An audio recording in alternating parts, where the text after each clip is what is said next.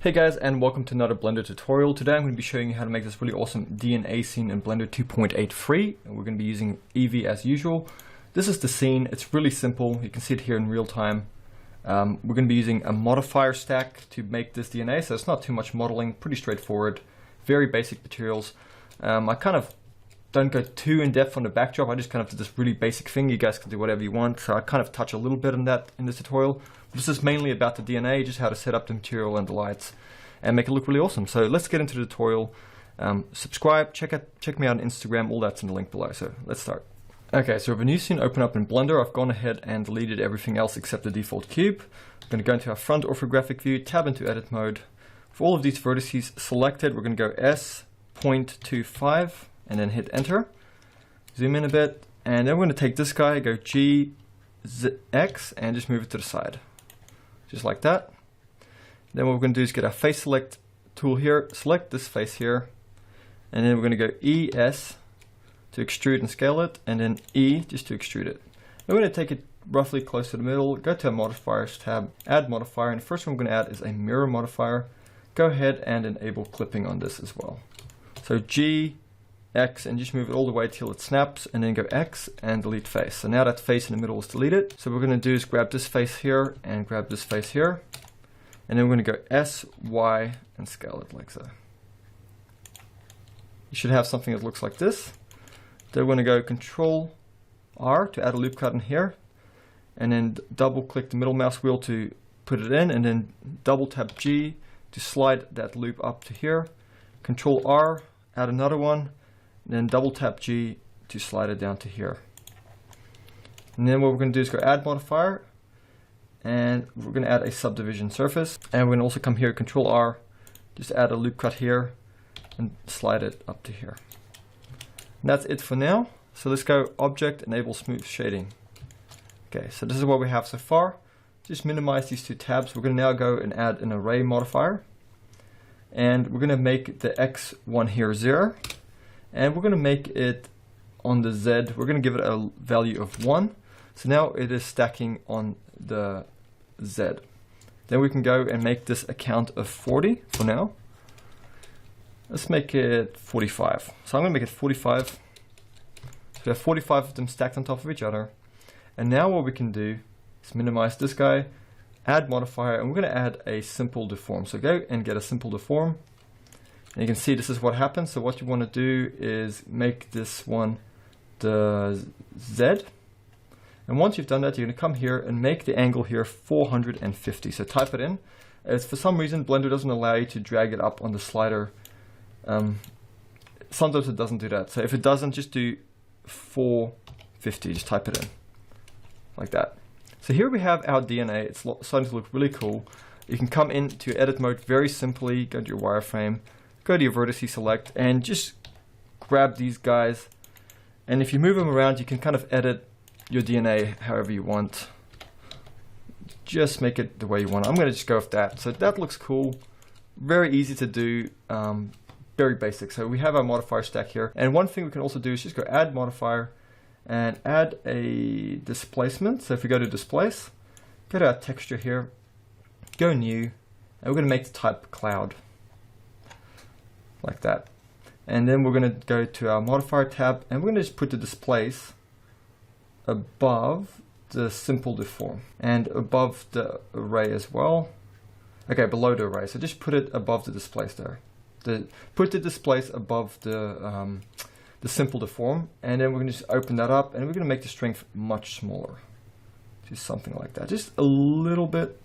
And the reason we're doing that is just to give it a little bit of organic randomness so it doesn't look too digital and too perfect. Okay, so there we have our DNA strand, or molecule, whatever you want to call it, and let's add a camera. So go Shift A, we're going to go and add a camera, and we're going to go to our right orthographic, G, Z, just move it, G, Y, move it to here, and then we're going to grab this DNA, G, Z, bring it down to the middle roughly, go into our camera view by hitting 0, and I'm going to rotate this guy and G, and then scale it, just scale it. And I'm not going to be applying the scale because it'll mess this up, but you know, you can apply the scale if you want and then just readjust those. I'm just going to go with this. So place the DNA molecule however you want. I'm going to just go with this. So that's a nice pose. Then we can go Shift A. We can add not a mesh, we're going to add in a plane. And with our plane selected, go RX90, hit enter, scale it up to here, then SX, scale it like so. Obviously at the moment it shouldn't be here, so G, Y, move it back a bit, like so. Go to our camera view and just scale that guy up till it is a backdrop. So here we have our scene, our DNA molecule, very easy to make, our backdrop and our camera. So what we're going to do now is get into our materials and our lighting. Okay, so the first thing we're going to do is go to our render settings to make sure they're correct. So go to our render settings here. Under the render engine, it should be set to Eevee. Make sure ambient occlusion, bloom, and screen space reflections are enabled. That's really important. With that done, go to our world settings and just make the color of the world completely black. Now we can add a lamp. So go to your right orthographic view, go Shift A, go down to light and add an area light right here. Then go G, Y to move it back to here. Then we're going to go R to rotate it roughly 90 degrees. Click on the light settings here, and we're going to make the size of it about the height of the DNA molecule. So that's 10 meters here. We're not worried about real life sizes here anyway, because it's DNA. It's really tiny. And then we're going to drag the power up to 400. So just type in 400 for now. Then we're going to go Shift Duplicate to make another one. Put it above here, rotate it down slightly, like so. And we're going to make the strength of this 900. Hit enter. So if we go into our camera view by hitting 0, and we go Z and we go to rendered, we're going to now see our DNA molecule here is quite lit. It is lit in both ways. It's quite awesome. So what we can do is go to our shading. So grab your DNA molecule here, go to shading, and in your camera view here, go to rendered. And we can now make this material here look really awesome. So the first thing we're going to do is get a color ramp node, Shift A, search, and get a color ramp node. Plug the color into the base color of the principled. Shift A and then search for a noise texture. I'm going to take the noise color and plug it into the color ramp here.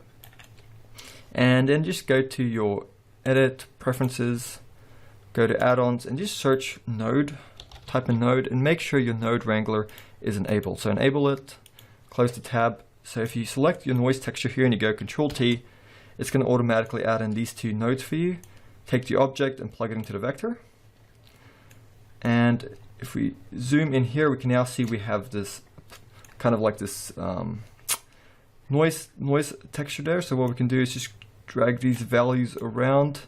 I'm going to make the color of this one like an orangey kind of peachy brown kind of color, whatever you want to call that. Sort of like a sand color. I'm going to take this one, make it similar, but just a little bit lighter. So I'm going to go with that color for now. Drag this guy in a little bit. And then what we're going to do to make this look really awesome is go to our principled BSDF here, and we're going to drag the subsurface up to just like a crazy level.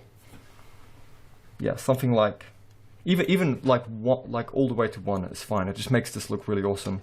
And then what we're going to do is take the subsurface color and we're going to make this slightly reddish, like that. And here we have it. So we have kind of like this organic earthworm, fleshy, waxy tone looking kind of material in real time, which is really awesome. We have this awesome looking backdrop with it's catching a little bit of this light here, and with this glow bloom thingy enabled, if we take the threshold on this down just a little bit, we can get a little bit more of that glow in here. We can take this guy here if we wanted to, the backdrop, add a material to that, go Shift A, search, get a gradient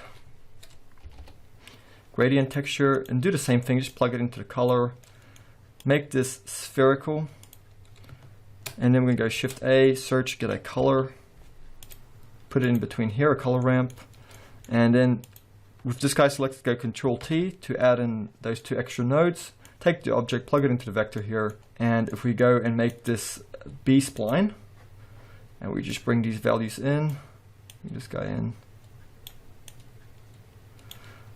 yeah, just make it whatever you want. I'm going to bring this guy back a little bit, scale it up. Doesn't really matter, you can mess around with that as much as you want. Maybe I'll come to my settings here And under the bloom, just bring the threshold up again a little bit. Just like that. Anyway, this is what I have so far. I really like it. I think it looks cool. And you can mess around with the lighting, mess around with the different effects. But yeah, that's what I'm going to leave it at. I hope you guys found this useful. If you did, please subscribe. Check out some of my other videos. Yep.